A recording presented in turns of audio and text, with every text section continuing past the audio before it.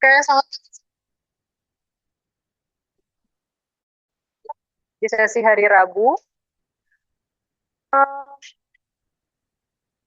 Mulai puasa hari ini,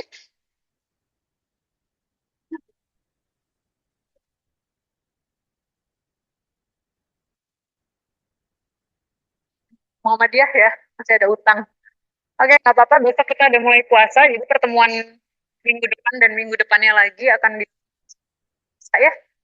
Mudah-mudahan em, berjalan tetap optimal gitu. Baik,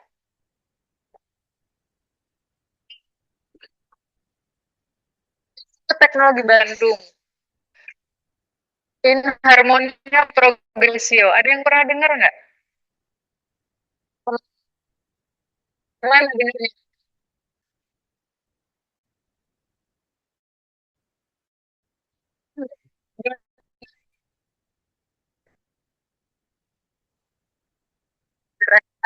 Di penerimaan mahasiswa baru mungkin ya. Saya kira maksudnya apa, In Harmonia Progresio?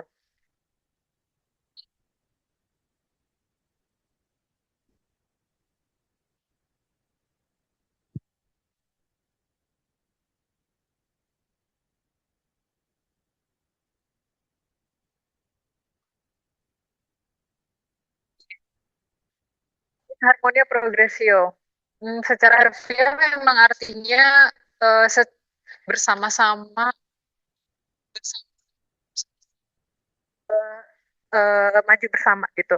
Tapi ini yang dipakai sebenarnya ini semangat dari gabungan ilmu teknologi dan seni yang menjadi dasarnya atau School of Thought di ITB. Nah, ini kita coba ya perhatikan ya. Di mana posisi kalian kini?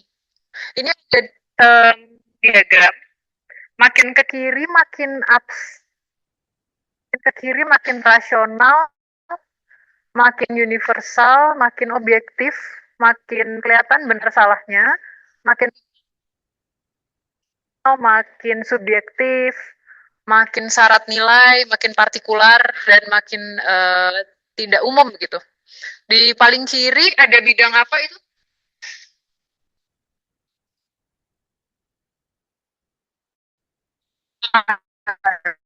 Oke, jadi ceritanya diagram ini mau menunjukkan makin ke kiri itu makin ilmu pasti ya, ilmu dasar, sementara makin ke kanan itu makin fine art atau ilmu yang relatif, yang sangat-sangat relatif. Engineering atau rekayasa dan desain itu ada macam-macam posisinya. Diagram yang ini misalnya ada teknologi A. Si teknologi A ini uh, uh, merupakan gabungan dari beberapa bidang gitu. Garis yang engineering science. Kemudian garis putus-putus. Jadi ceritanya maksudnya teknologi A itu adalah teknologi yang berasal dari sains dan matematika di rekayasa, tapi juga sedikit mempertimbangkan humanistic design. Kemudian ada lagi teknologi B. Garis paling tebalnya ada di mana? Engineering design, art ya. Ini malah putus-putus. Nah, teknologi B ini ceritanya justru kebalikan dari teknologi A. Dia lebih berat ke engineering, ke seni, sementara basic science matematikanya dia ya ada lah gitu. Kemudian ada juga teknologi C. Nah, ini ada garisnya nggak ke matematika? Nggak ada ya. Dia berat kemana? Tebelnya di mana? Engineering design dan mempertimbangkan humanistic design dan art. Teknologi itu bisa gabungan dari uh, banyak bidang ilmu. Nah, di PRD di pengantar rekayasa desain, selain kita tahu bahwa ilmu itu spektrumnya ada rasional dan emosional dari kiri X, sorry sumbu X, kita juga perlu tahu bahwa bidang-bidang ini itu uh, punya spektrum keabstrakannya ke atas wacana filsafatnya atau hal-hal abstraknya dan juga ke bawah ke lebih ke artefak atau produk atau karya di mana bendanya itu keluar gitu. Di filsafat kita akan ngomong tentang apa namanya uh, prinsip-prinsip dasar, teori-teori yang abstrak, sementara di artefak atau produk itu akan masuk ke benda luarannya tuh. Nah, PRD itu maksudnya adalah mengintegrasikan hal-hal ini gitu. Bukan bukan langsung masuk specifically di dalam produk arsitektur misalnya nanti di kalian semester-semester berikutnya, tapi justru memaparkan kalian, mengekspos kalian bahwa engineering and design dalam hal ini arsitektur itu melibatkan banyak banget hal. Ada hal-hal yang syarat nilai, ada hal yang subjektif, ada hal-hal objektifnya yang harus diukur. Kemudian juga ada urusan-urusan ketika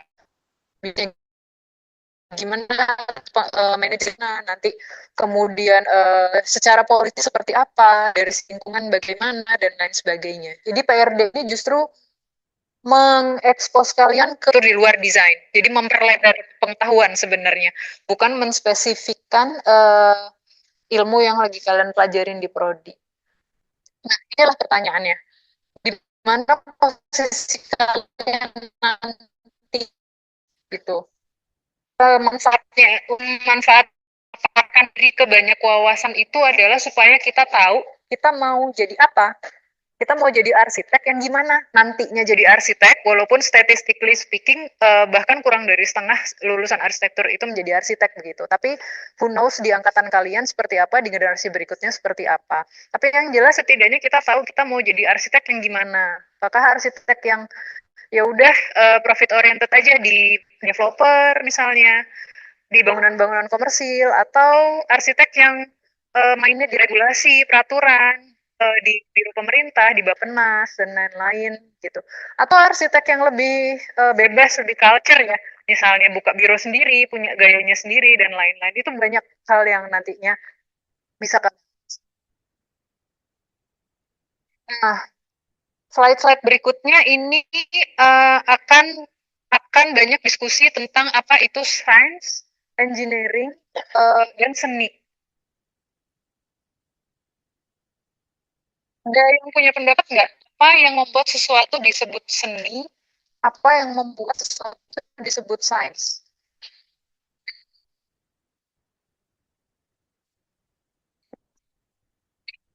Biasakan sebutkan ya supaya tercatat ya.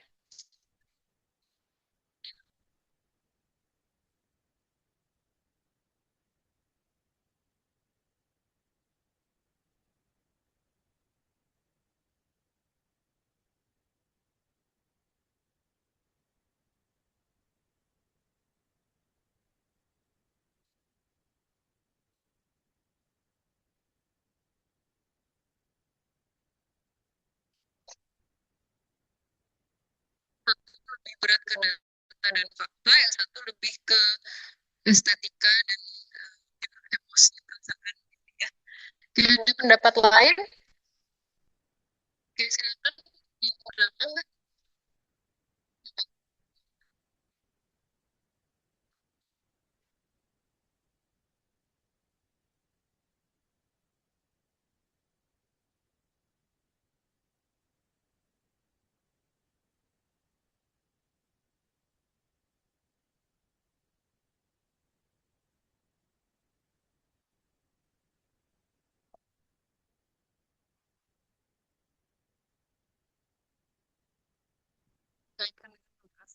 seni itu akan lebih bebas.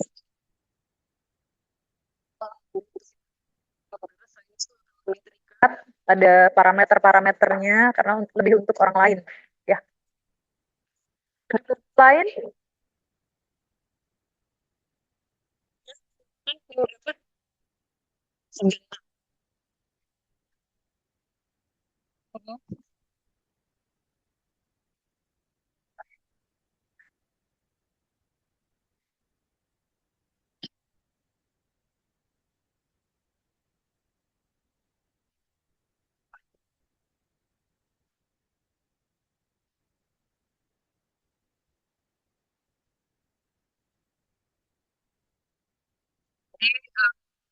Itu lebih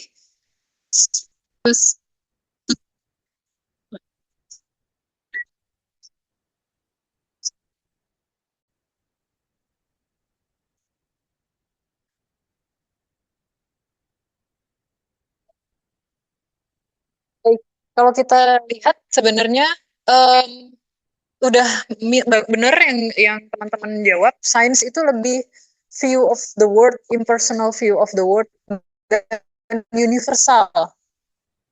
Biasanya akan berlaku umum dan saintifik, terukur, faktual, apa adanya gitu ya. Sementara seni di yang cenderung personal view of the world. Buat saya kelas ini estetik sih.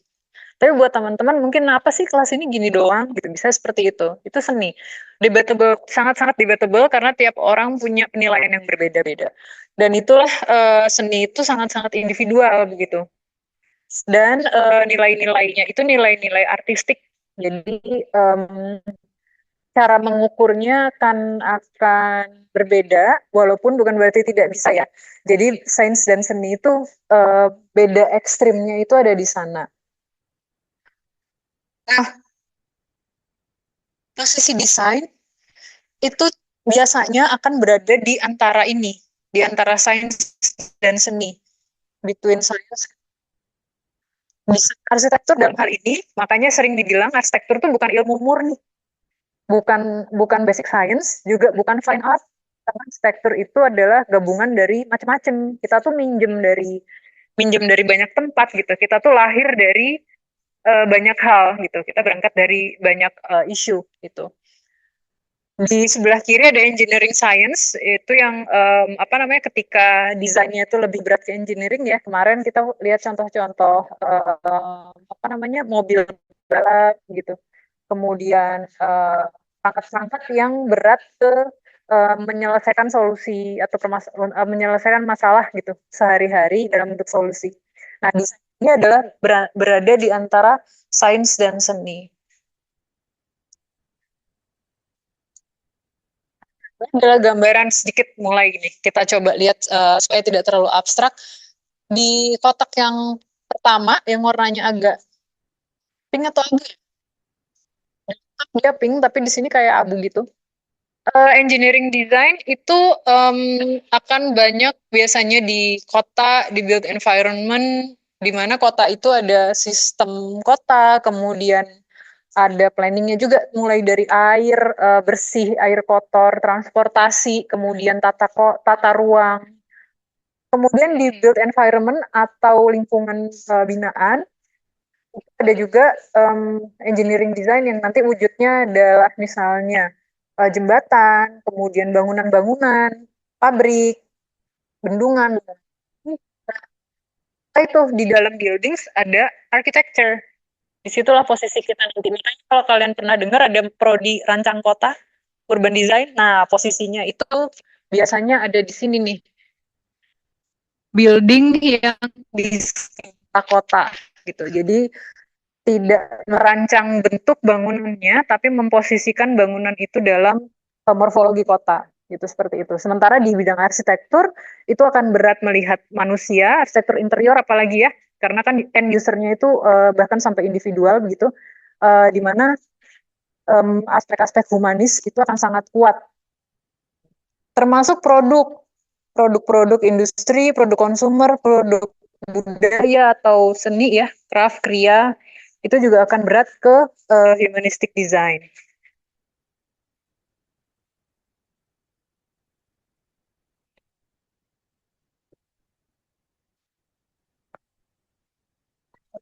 Adalah contoh-contohnya. Kira-kira yang paling ciri itu gambar apa?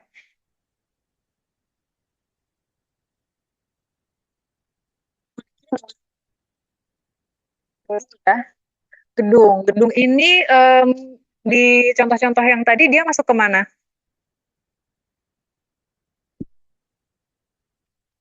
Desain bisa. Di engineering juga masih masuk ya, karena akhirnya dua-duanya kita terlibat gitu. Dia yang atas yang ada tulisan otomotif. Jadi kira-kira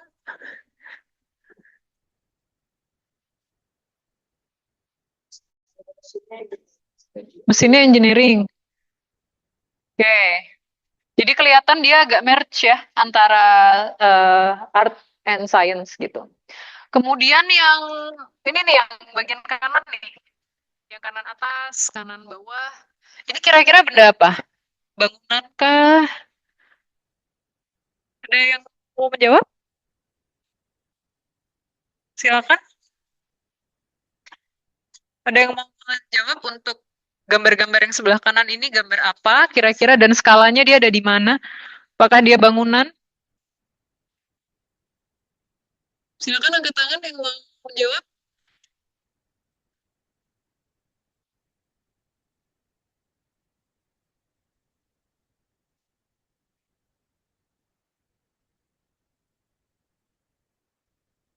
Apa?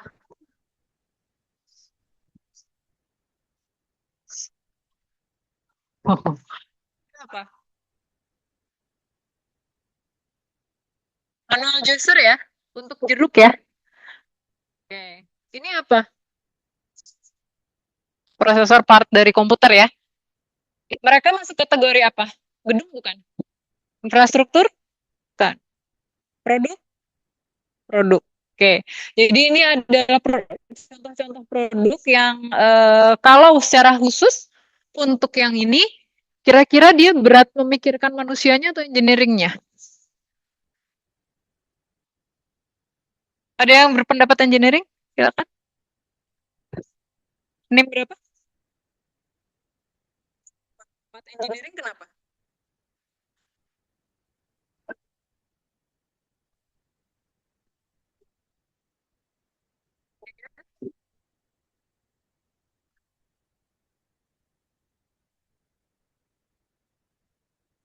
Supaya jeruk bisa dijadiin jus gitu ya. Oke. Ada yang berpendapat ini lebih ke humanis. Ya, NIM berapa?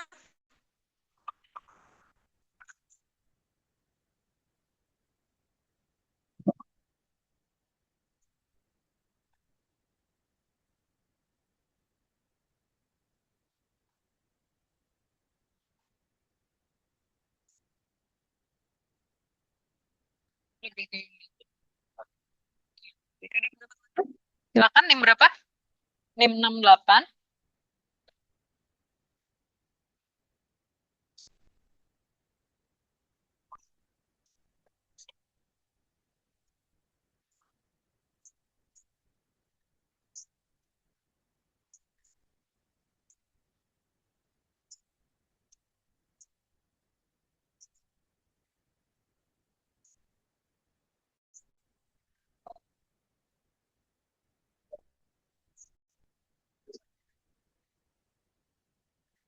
Sesuatu nggak? Virus. Mirip apa lagi? Kayak serangga nggak sih? Kalau menurut saya kayak serangga atau kayak arthropoda gitu ya. Jadi salah satu alasan kenapa desainer yang menciptakan ini itu juga dia mempertimbangkan pengen ngasih em, apa istilahnya wow effect gitu ya mungkin atau first impression yang iya apa sih ini kok aneh gitu kayak tadi dibilang ini kok nggak estetik padahal ketika itu diperdebatkan tidak estetik berarti estetikanya jadi debatable kan berarti dia jadi relatif gitu ya nah akhirnya mungkin akhirnya kita bisa bilang tujuan si desainer untuk bikin itu tercapai gitu karena dia bisa mengambil atensi kita ketika melihat produk ini apa sih kok kayak virus kayak hewan mungkin ya tapi masih berfungsi gitu untuk jadi orange juicer. Oke, baik. Berikutnya. Nah, ini adalah sumber-sumber dari rekayasa dan desain. Ini tercermin dari sains akan mendapatkan sains itu dari fakta itu kita bisa dapat dari observasi, dari eksperimen, dari pengukuran, dokumentasi data, simulasi, penalaran logis, dan peer review. Ada yang pernah dengar peer review nggak?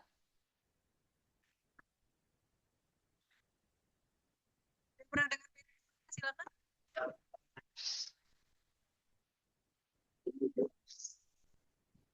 Oke, penilaian orang lain. Orang lainnya ini bebas atau orang tertentu yang bisa melakukan peer review?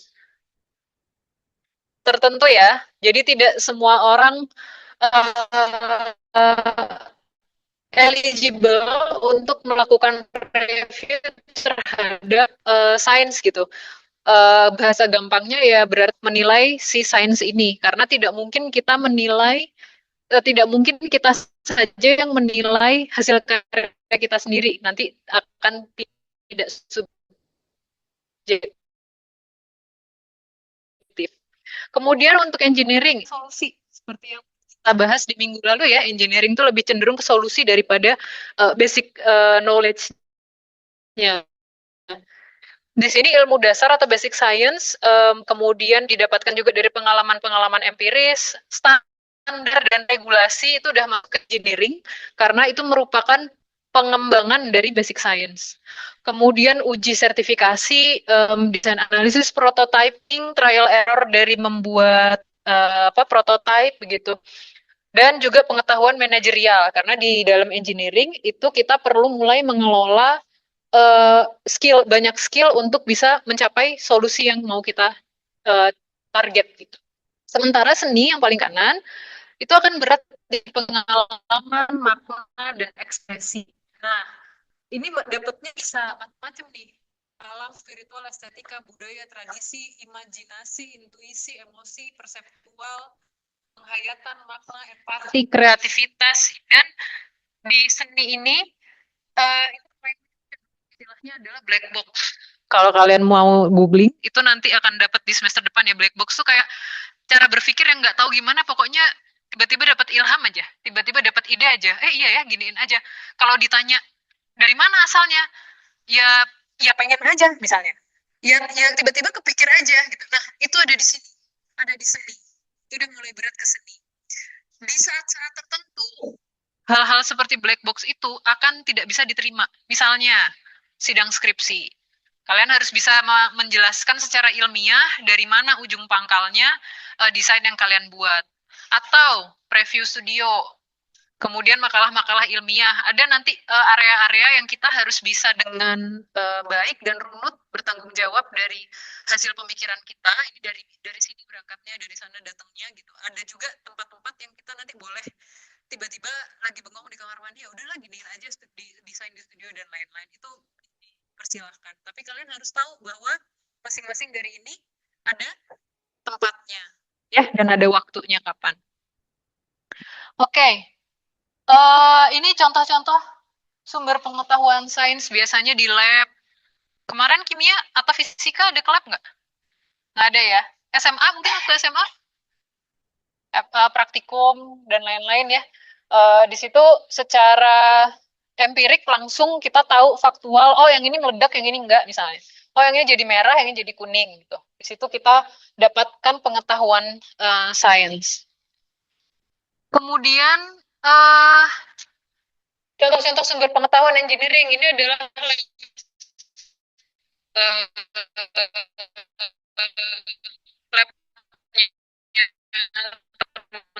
teman FTMD, di mana mereka, saya nggak tahu ini masih ada apa enggak ya, prototyping. Di situ mereka nyobanya, misalnya. Oh ternyata nyangkut nih, pindahin. Gitu.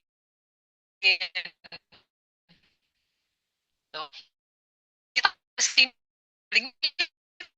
terbang ya. Engineering itu juga prototyping tadi ya sebagai sumber rekayasa gitu. Kemudian di lab itu juga terjadi diskusi aja untuk memperkaya percobaan-percobaan ya. Nanti itu akan kita lakukan sepanjang di tugas asal, di mana kita akan di banyak diskusi. Jadi disitulah pengetahuan engineering itu didapatkan. Nah, kemudian adalah sumber pengetahuan. Oke. Okay. Ada yang tahu nggak ini lukisannya siapa? Van Gogh. Judul Starry Night. Ada di museum mana?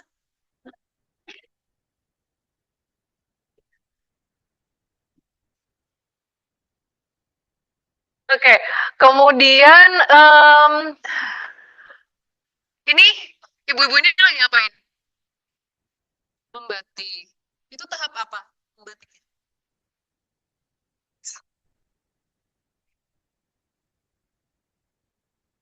Lagi tahap apa itu? Pasang malam ya? Untuk ngeblok biar nggak kemana. Oke. Kemudian udah banyak yang tahu ya. Bridge ya. Terus patung ini patung patung apa ya? Ada yang tahu nggak?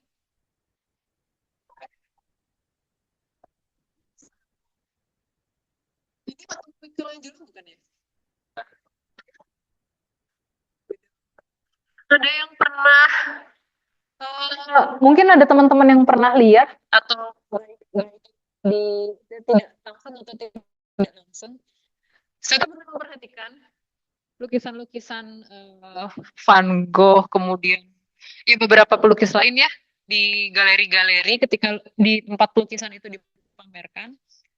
Itu orang-orang yang datang ke museum untuk nontonin lukisan itu tuh bisa berdiri di depan lukisan tuh berjam-jam. Ada yang pernah lihat nggak apa event-event seperti itu?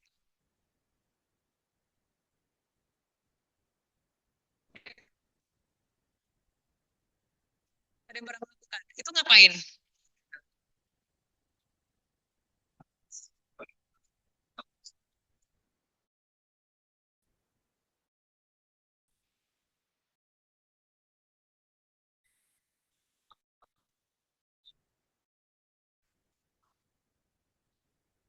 Oh, tadi jam berapa Mas? Maaf. Jam 68. Nah, itu jam berapa?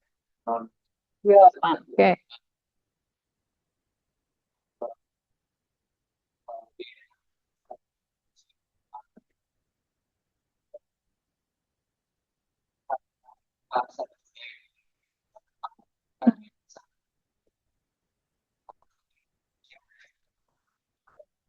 Hmm.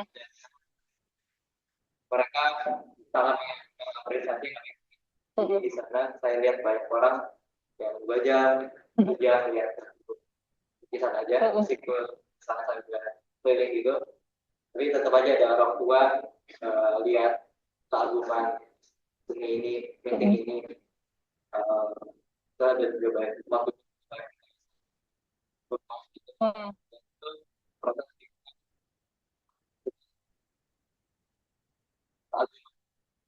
Hmm. Oke. Baik, Bu mengagumi karya seninya ya. Apa? Dua-dua. Oke, silakan.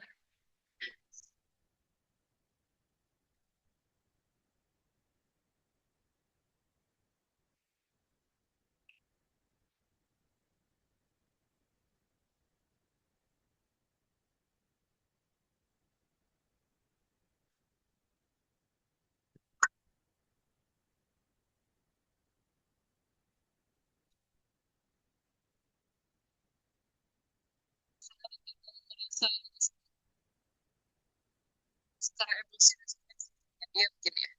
Oke, baik. Silakan. Yang berapa? Tiga? Tiga.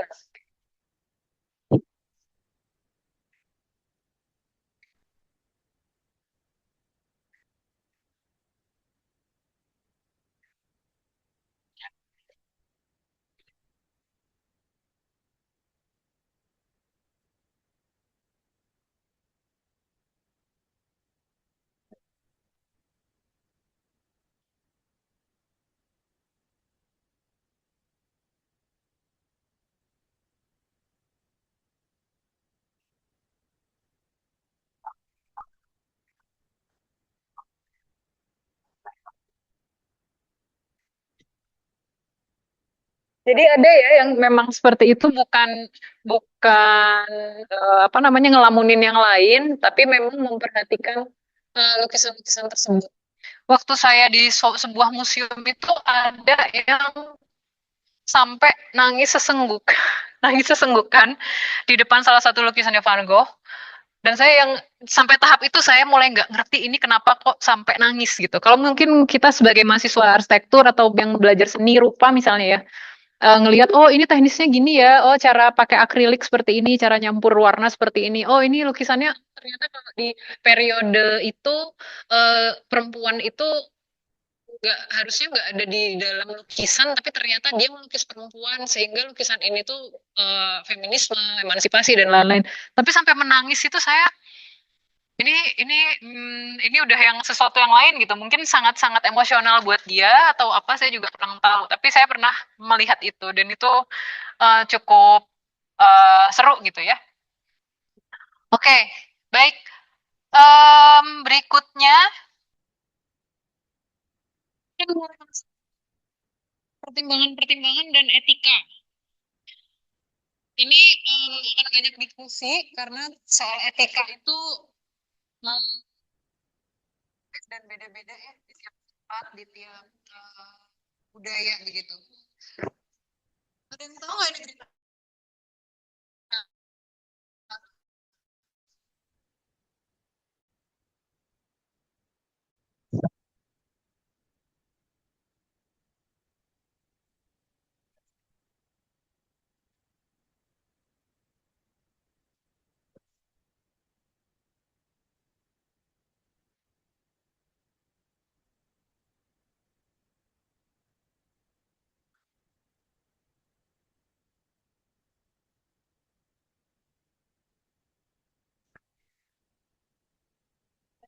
Dari uh, dengan apa namanya posisi selama ini mereka adalah founder atau yang yang yang memberikan biaya paling besar gitu ya di situ. Kalau dari sisi etika, ini kan ada persoalan kesehatan itu kan basic needs nggak sih? Ya, kesehatan tuh basic needs sih. Tiap orang tuh berbuat dan justru harus sehat gitu. Kemudian kesehatan itu dikelola secara global oleh WHO, World Health Organization, dan segala keahlian mereka masalah vaksinasi, endemi, pandemi, dan lain-lain, di mana mereka butuh funding. Kemudian yang memberikan funding paling besar itu yang keluar. Gitu. Nah, ada yang punya pendapat nggak secara etika kira-kira hal ini kejadian kemarin ini gimana? Apakah kenapa sih kok justru yang apa ya sponsor utama malah cabut gitu? Nanti gimana keberlanjutan kesehatan di dunia ini? Atau ada pendapat lain? Ya, silakan yang berapa? Yang berapa?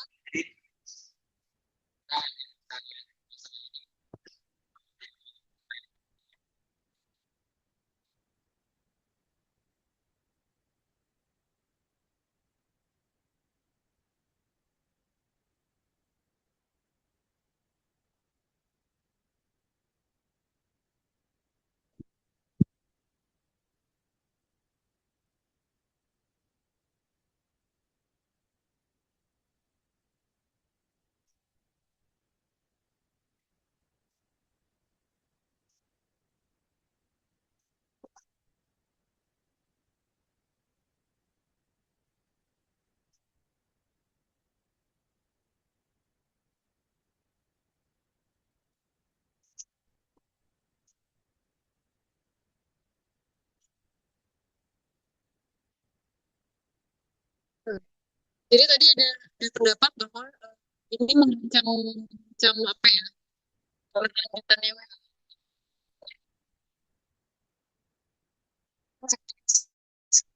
Tapi benar juga nggak setelah ini justru ada berita banyak vaksin yang baru dirilis gara-gara US keluar. Ada yang tahu nggak berita-berita itu? Tahu. Sekarang tuh. Nah, kan tadi kita sempat nganggap kalau US keluar gimana? Siapa? Nanti kita nggak berkembang. Ternyata justru habis dia cabut, malah rilis vaksin-vaksin baru dari negara-negara lain yang selama ini nggak muncul gitu. Gimana?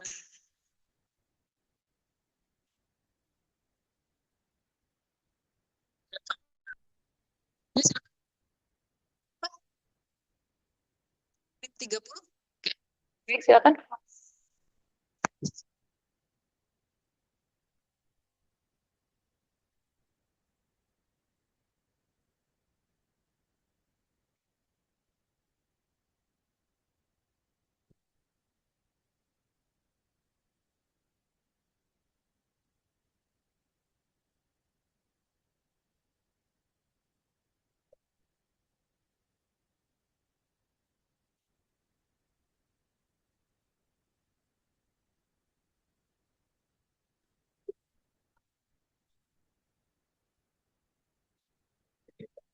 Jadi jangan-jangan sebagian besar vaksin itu tidak diperlukan gitu ya? Kira-kira. Oke.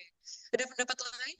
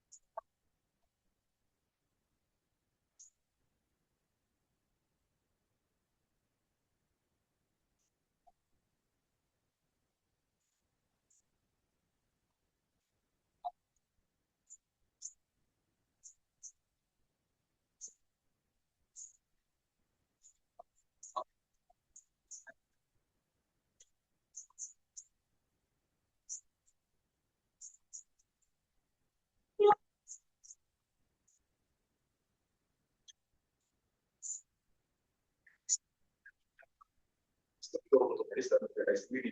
Nah, di sini mereka selain itu mereka ingin meletakkan mereka secara geopolitis di bidang kesehatan, bidang dan sebagainya yang dianggap sebagai spending yang sangat tersier. Mereka akan juga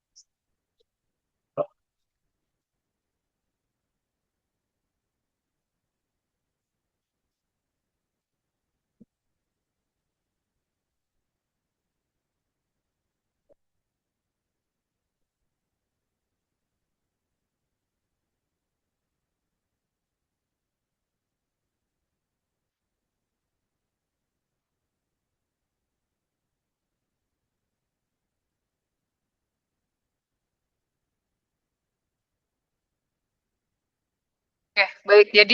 Jadi perihal sains itu akhirnya berikut-ikut nyambung-nyambung sama politik, kemudian keuangan negara, gitu ya. Kemudian soal apa namanya rezim siapa yang lagi berkuasa dan lain-lain sehingga muncullah problem etika dalam sains. Padahal sebenarnya sains tadi kan kita semua udah tahu ilmu pasti banget ya. Ya nggak sih? Sangat-sangat terukur, udah jelas kalau kuning dicampur biru itu akan hijau gitu. Tapi kadang-kadang hijau yang dihasilkan itu mungkin dalam konteks tertentu, geopolitik, keuangan, dan lain-lain itu akan jadi beda-beda gitu. Nah, disitulah ada permasalahan atau diskusi-diskusi tentang etika di dalam sains. Nah, lanjutnya, etika di engineering. Ada yang ikut tren ini nggak kemarin? Bikin karikatur pakai ChatGPT. Kemarin sempat ada beberapa minggu lalu ya, sempat ada tren di Insta Story itu kan ada pilihan untuk add yours, untuk kita bisa menempelkan template yang sudah tersedia ya di halaman kita. Kemudian periode beberapa minggu lalu itu uh, ada tren untuk membuat karikatur diri kita kan AI, di mana karikatur itu akan menggambarkan diri kita dan tiga kegiatan atau profesi atau occupation yang apa namanya kita tekuni gitu.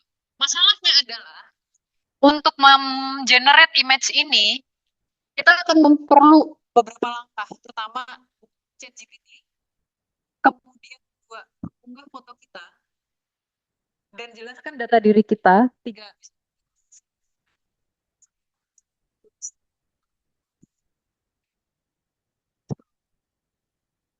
valid gitu sebagai profesi. Kemudian masukkan prompt ini, create a caricature of me and my job based on everything you know about me, dan muncullah gambar itu. Dan karikatur akan muncul dan siap dibagikan ke media sosial. Nah, ada isu etika kemarin bahwa ini sebenarnya adalah data mining, gitu. Bahwa ini tren-tren ini adalah cara untuk artificial intelligence mencari makan, karena mereka sebenarnya kan berdasarkan dari apa yang diinput ke diri mereka ya. Semakin banyak mereka dikasih makan, semakin cepat mereka tumbuh, kayak gitu ya. Semakin sedikit mereka dikasih makan, mereka akan semakin lambat, gitu kira-kira. Menurut kalian benar nggak kalau ini adalah cara-cara untuk mengambil data kita? Yang belakang, silakan Mbak. Nggak apa-apa, gantian nanti. Jam 94.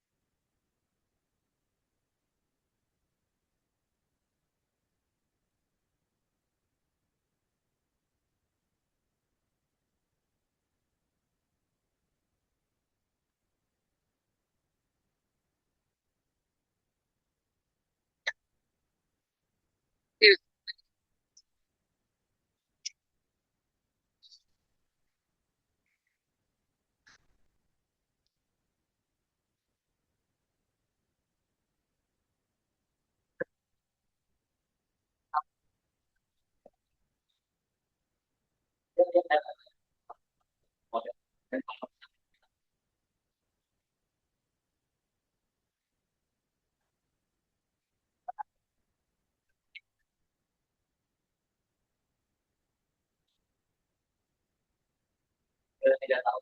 Jadi secara alam bawah sadar kita memang tidak peduli gitu pada akhirnya. Kalau orang yang peduli dia akan membaca sirkulasinya bertanya bahwa oke ini ada potensi data kita semua yang kita input ke Gemini kita itu bakal dipakai. Oke, kalau seperti itu dengan nilai untuk kesehatan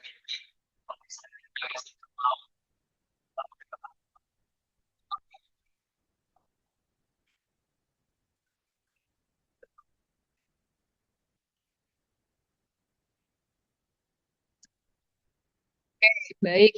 Ada lagi yang punya pendapat? Ya, silakan. tentang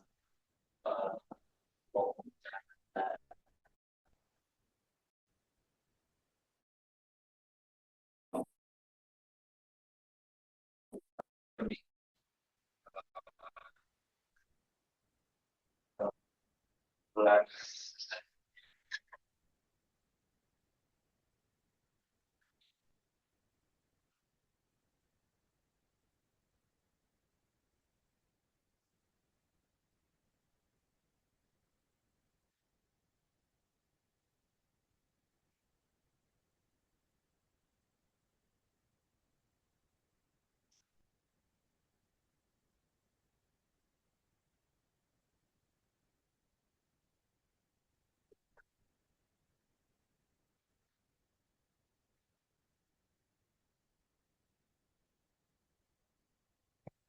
Beda.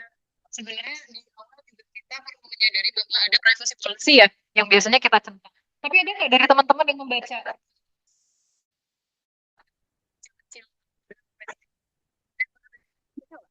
Baca. Ada statement-statement yang men-state bahwa klausul itu akan eh, bisa berubah sewaktu-waktu tanpa pengetahuan.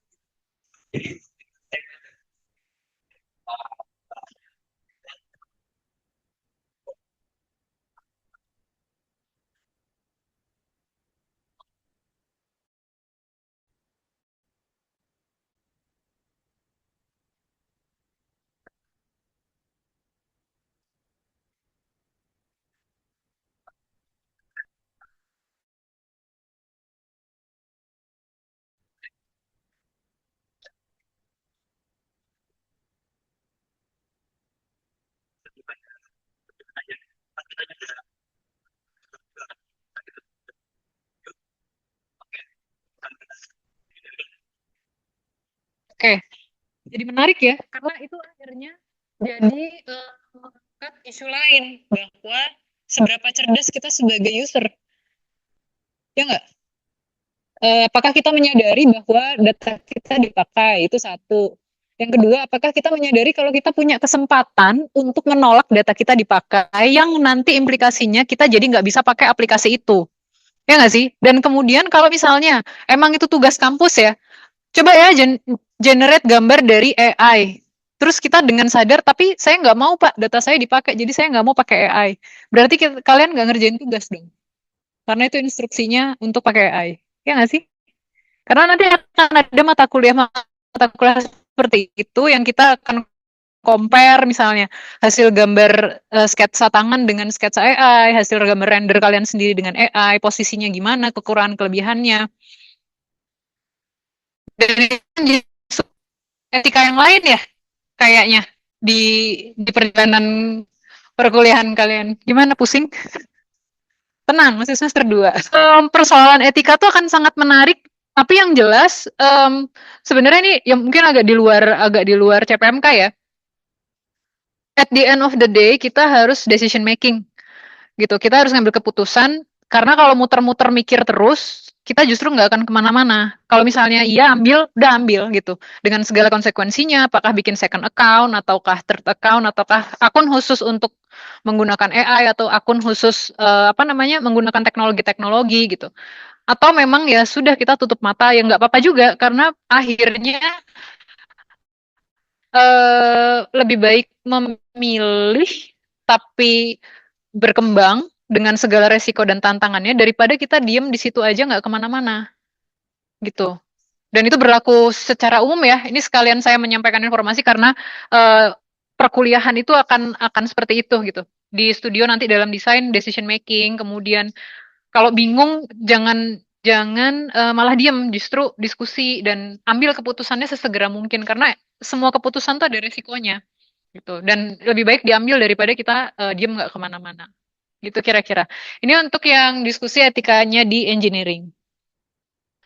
Nah, di bidang seni, em, ada juga etika-etika yang perlu kita perhatikan ya. Di sini ditulis ada 5 poin, ada tentang estetika, tentang material, tentang etiknya sendiri, faktor manusia, dan sustainability. Kalau dari gambar-gambar ini misalnya nih, kita coba yang kanan atas. Ada yang aneh nggak dari ini, produk seni ini? Berpendapat mungkin yang di belakang, biar nilai.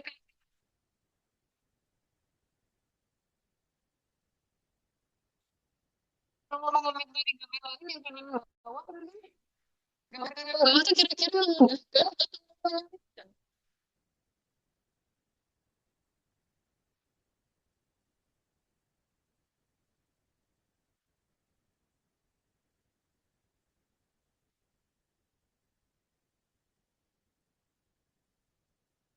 Jadi pajangan ya.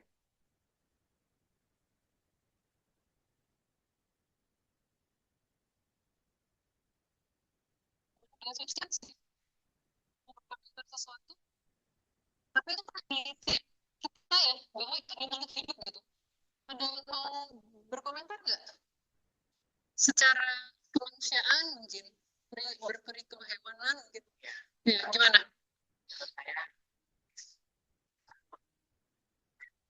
yang yang satu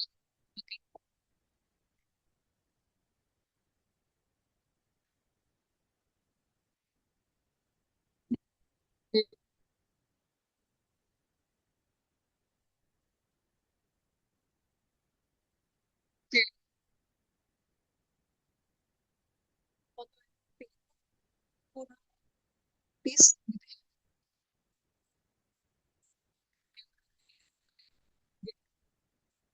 walaupun kita tidak punya cukup informasi ya itu di dalam air beneran atau patung dikasih resin dan lain-lain, tapi itu cukup menggugah rasa kemanusiaan kita kok makhluk hidup gitu ya gitu ya. Atau jangan-jangan emang itu tujuan dari si produk seni ini untuk menggugah tadi apa namanya bahwa apakah iya Ini, ini tadi kamu bilang 084. Ya. Oh, itu memang sengaja dibuat biar kita mikir gitu. Pantas nggak sih makhluk hidup, makhluk hidup yang hidup di darat itu diperlakukan? Oke, untuk gambar lain ada yang mau berpendapat? Ya, silakan, Mas. Duluan. Ayo, ada apa?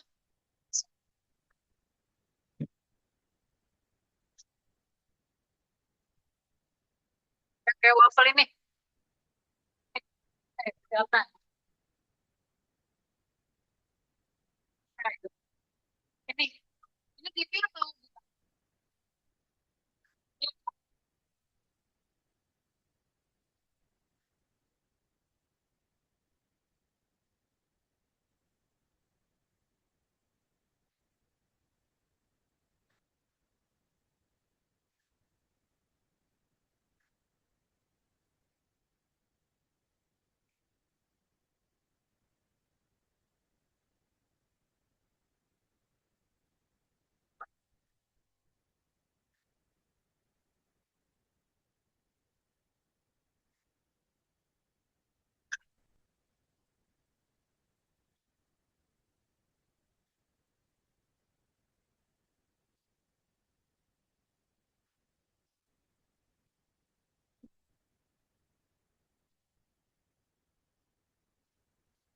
TV dan kesan untuk radio ya? Seperti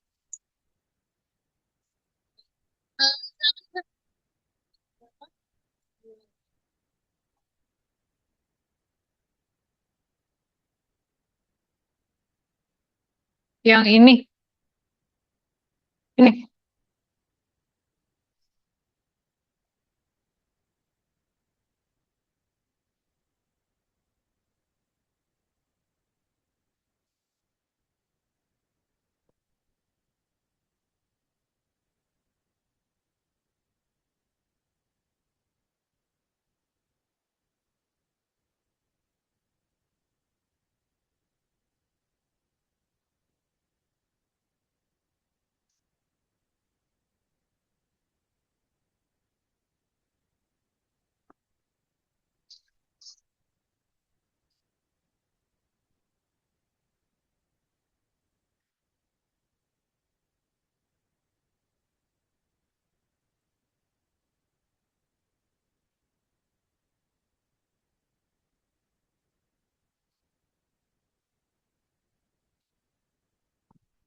Berarti ada kesan lain ya, rasa rasa apa ya, istilahnya itu queer gitu, rasa-rasa yang aneh ketika kita melihat produk-produk seni uh, yang apa namanya mulai menyinggung etika. Oke, kemudian kita akan lanjut ke, nah ini adalah beberapa parameter keberhasilan sains. Ini dibacakan cepat saja ya. Yang pertama, pada salah satu parameter keberhasilan ada kualitas metodenya dan bukti. Jadi desainnya, desain bukan hasilnya ya. Jadi desainnya tepat, kemudian variabel-variabel terkendali, analisisnya sesuai, dan ketidakpastiannya pun kebaca. Kita tahu bagian mana yang tidak pasti, kita tahu bagian mana nggak bisa dicapai gitu lewat sains tersebut. Kemudian bisa direplikasi atau direproduksi kembali. Jadi mudah diverifikasi apakah apa sains tersebut itu apa namanya metodenya tadi sesuai. Yang ketiga, valid dan bisa dijadikan acuan umum general, karena tadi kita sudah sepakat di awal ya, kita sudah tahu sains itu universal. Jadi bisa benar mengukur yang dimaksud dan bila relevan berlaku juga di konteks lain. Ada kebaruan misalnya, kemudian memperbaiki atau mengurangi atau menambahkan yang tidak ada. Dan yang terakhir adalah dampak dan integritas, jadi berguna bagi ilmu pengetahuannya, bagi masyarakat.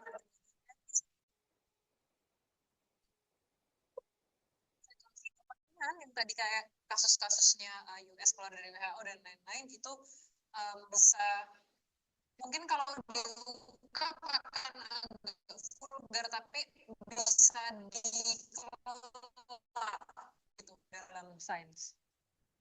Kemudian yang pertama, diutamakan adalah keselamatan dan kepatuhan, karena engineering itu akan berat di solusi yang dimana manusianya tuh menggunakan langsung hasilnya. Itu beda sama basic science yang lebih ke ya rumus-rumus, textbook dan lain-lain. Sini kita akan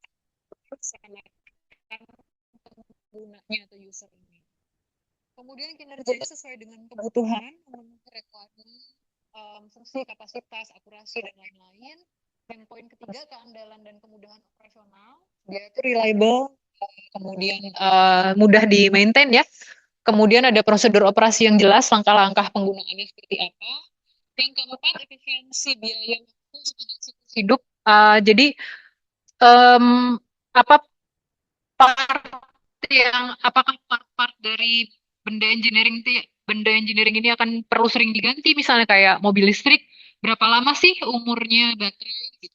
Seperti itu yang nanti kaitannya dengan maintenance, dampak dan keberlanjutannya. Jadi bagaimana dia membantu permasalahan kita dan seberapa sustain produk engineering ini bisa ikut berada di lingkungan sosial manusia.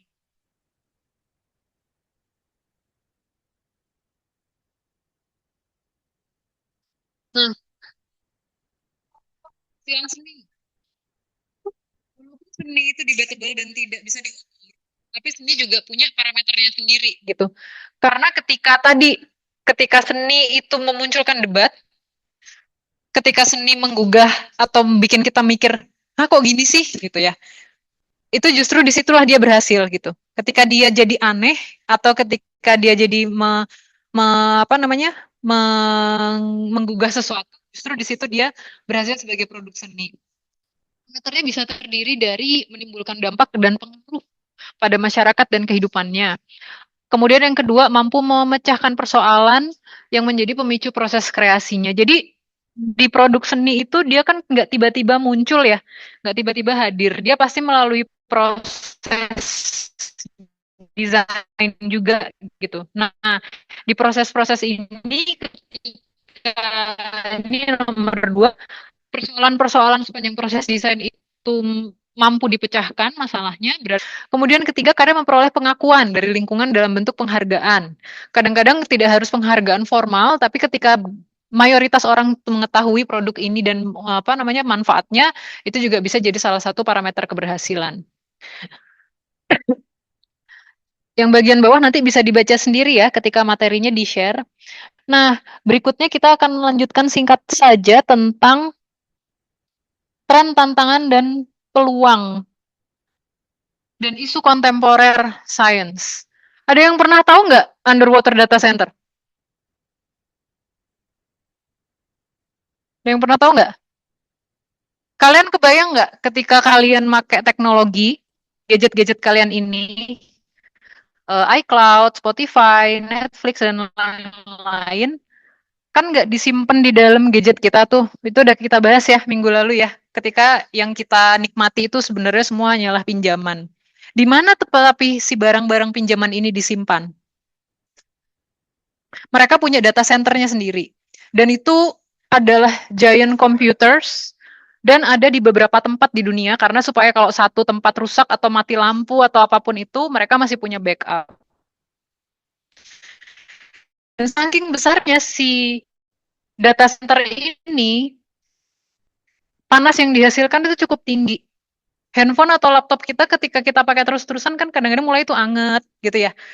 Terus kipasnya mulai lebih kencang gitu. Nah, sama halnya dengan data center ini tapi dengan panas dan ukuran yang berkali-kali lipat. Sekarang, saintis itu lagi cari cara gimana caranya ngedinginin benda ini. Karena kalau pakai cara konvensional, data center itu ditaruh di dalam gedung terus dipasangin AC, bisa unlimited ngabisin AC.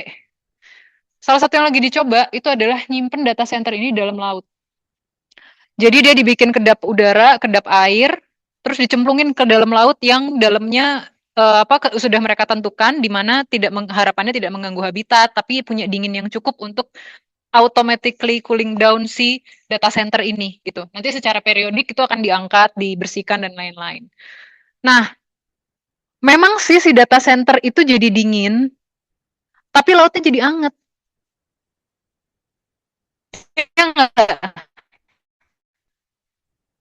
Itu sama kayak kita punya air suhu ruangan, terus kita masukin air panas, berharap air panasnya kan akan jadi dingin. Tapi air dingin tadi kan jadi lebih hangat. Akhirnya air di dalam gelas itu temperaturnya naik sebenarnya, gitu. Jadi ini ada salah satu isu kontemporer di sains, bagaimana kita harus berpikir, bagaimana para engineer, para saintis itu lagi berpikir, gimana caranya ya kita mengelola data center yang kita pakai makin hari makin banyak gitu. Ketika kita makin banyak aplikasi, ketika kita menyimpan atau mengupload lebih banyak postingan Instagram, postingan TikTok, ketika kita makin banyak nyimpan iCloud, maka makin besar itu yang perlu didinginkan gitu. Nah, jadi ini adalah salah satu isu kontemporer di sains. Kemudian ini juga isu kontemporer di engineering. Ada yang pernah dengar IVF nggak? Yang kiri nih, yang kiri dulu. Yang kanan sabar ya. In vitro fertilization atau bayi tabung. Ya, ketika teknologi udah sel telur itu dipertemukannya di luar, kemudian dimasukkan kembali ke tubuh perempuan gitu. Apakah secara etika, secara ya apa secara isu itu kira-kira bagaimana dan lain-lain. Apalagi ketika teknologi IVF ini berkembang ke surrogate mothers. Ada yang pernah dengar surrogate mothers? Apa itu? Yang di belakang, Mbak, apa Mbak? Surrogate mothers? Pernah dengar?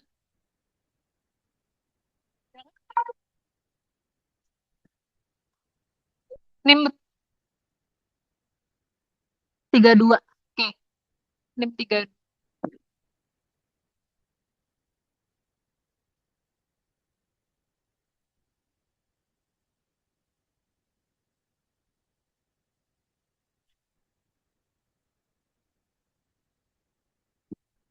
Oh, surrogate mothers itu adalah ibu rahim ke perempuan lain. Jadi, sel telurnya punya siapa, spermanya punya siapa, rahimnya punya siapa.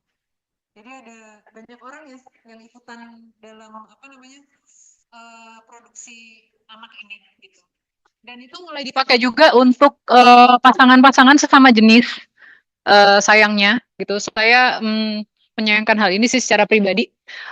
Jadi ada isu kontemporer juga bahwa ketika teknologi itu berkembang, yang tadinya mungkin mau niat awalnya IVF itu adalah membantu gangguan-gangguan reproduksi, setelah masalah utamanya ini terpecahkan malah jadi ada wah asik nih kalau kita giniin gitu ya, kayak wah bisa nih kita cobain ke sini ke sana dan lain-lain gitu. Jadi isu-isu kontemporer di engineering itu akan terus berkembang gitu.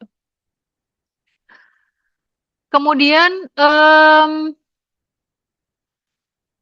kalau di seni secara khusus biasanya banyak um, ada perubahan-perubahan tren busana. Ada musim panas, musim dingin, di poin pertama ya. Musim lebaran, kira-kira lebaran ini apa trennya ya? Dulu sempat warna hijau sage, kemudian ada periode saya lupa itu tahun berapa, tahun lalu atau kapan itu shimmer something gitu yang apa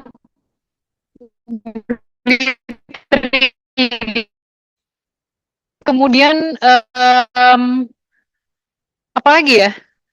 Jadi setiap musim itu berganti gitu untuk tren siapa yang mengikuti, ya siapa yang tidak gitu. Kemudian di poin ketiga, isu lingkungan menjadi hal penting dalam proses produksi karena desain yang diberi label green design itu biasanya ngasih dijual lebih mahal, walaupun kadang-kadang belum tentu juga dia se-sustainable itu, se-green itu, dan lain-lain. Gitu. Untuk yang desain. Nah, maaf untuk yang seni. Kemudian, okay. Nah, tren saat ini meliputi isu-isu kontemporer yang mengemuka dalam ranah seni, rupa, dan desain itu biasanya di 4 hal ini ya. Jadi ada, oh maaf, ada beberapa yang lain. Ada 8 kira-kira tentang lingkungan, tentang universality, kemudian human center, Kemudian tentang profesi juga muncul sebagai isu kontemporer seni. Kemudian karya lokal. Kemudian yang keenam tentang penggunaan teknologi informasi. Yang ketujuh tentang kaitannya dengan budaya, sosial, politik. Dan yang kedelapan adalah tentang karya yang partisipatif, di mana orang-orang yang bukan desainer itu ikut terlibat dalam proses desain. Nah, ini adalah tantangan, maaf, ini adalah beberapa gambaran ya tentang isu kontemporer seni. Kemudian untuk sedikit materi berikutnya disiplin bahwa yang perlu kalian pahami itu intinya ada tiga ini. Jadi di dalam seni rupa dan desain, di dalam rekayasa desain, kita hampir pasti tidak bisa berdiri sendiri disiplin ilmunya ya. Untuk arsitektur sudah sangat-sangat jelas. Nah, biasanya kan ada tiga macam ini, ada multi, ada inter, ada trans gitu. Multidisiplin, interdisiplin, transdisiplin, di mana masing-masing punya karakternya sendiri-sendiri. Nanti penjelasan tentang multi interdisiplin ini di sains, engineering, dan seni bisa dipelajari sendiri di slide. Karena itu adalah materi terakhir hari ini.